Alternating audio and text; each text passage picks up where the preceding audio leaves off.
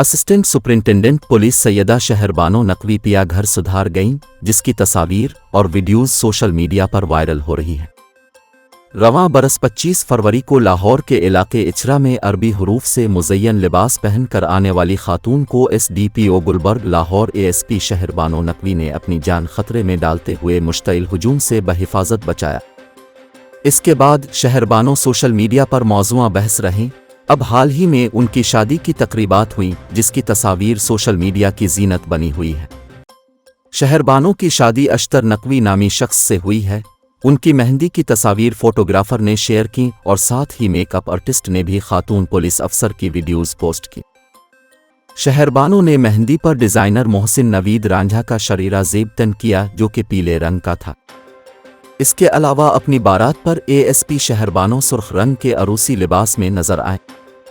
बारात की इस वीडियो में शहरबानो की एंट्री समेत उन्हें स्टेज पर दूल्हा के साथ बैठे गुफ्तगू करते देखा जा सकता है।